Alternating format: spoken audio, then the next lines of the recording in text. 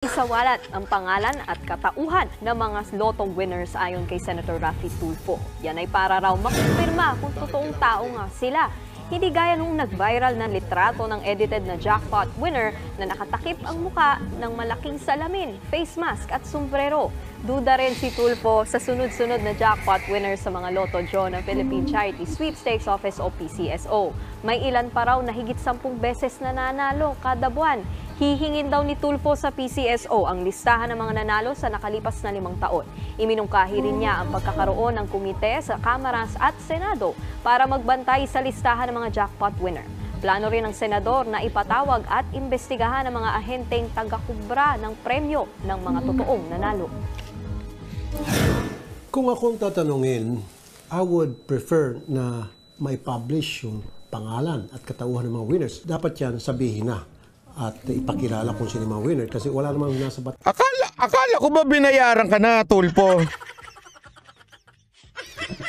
Hindi, akala ko lang ha kasi 'di ba narinig ko, medyo hindi ako naka-follow dito ha doon sa kwentuhan nito tungkol dito sa sa issue na ito. Kasi yung iba diyan nagagalit nga ba't di ko daw dinidiscuss eh. Pala desisyon ng buhay ko eh.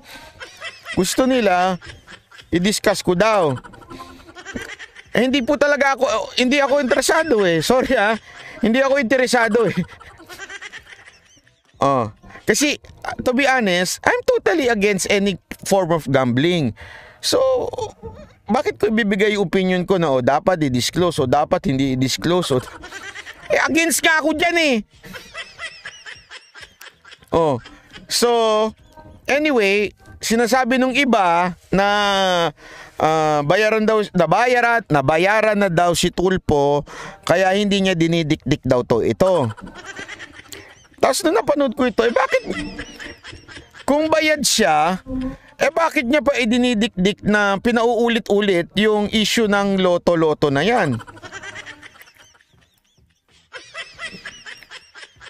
Secret candidate ni Banat by si Raffy Tulfo. Wow. Ang bihirang buhay ito. Pala decision to sa Raven Claver. Sabi ni Raven Claver, secret candidate ko daw ni Banat by si Raffy Tulfo. Tapos troll account, ano? Sige na nga, secret candidate ko. Sabi mo eh, ikaw namang desisyon ng buhay ko. Sino naman ang secret admirer, ina-admire ko, secret admirer ko? Ikaw na mag-decide sa buhay ko. Pala desisyon ka naman eh. Di ba? So ito, sinasabi nga ni Tulfo na dapat daw ilabas yung pangalan ng mga nanalo sa loto. Okay, yun ang sabi. Pero kung ang dahilan naman daw ng PCSO ay yung security and safety nun, bakit hindi mag-form ang Senate ng parang hindi board eh. It's like mag-oversee doon sa mga nanalo.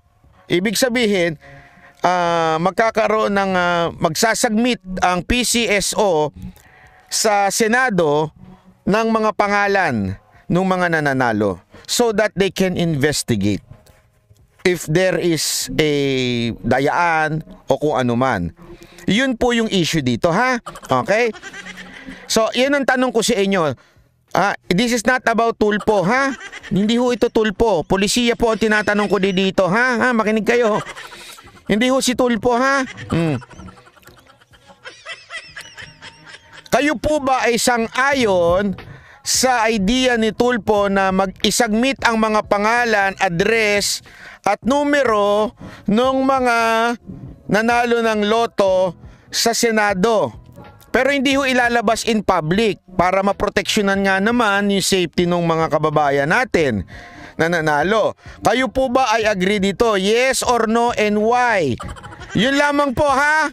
Hindi ho yung bayad si Tulfo. Polisiya ang pinag-uusapan natin dito. Polisiya. Agree po ba kayo?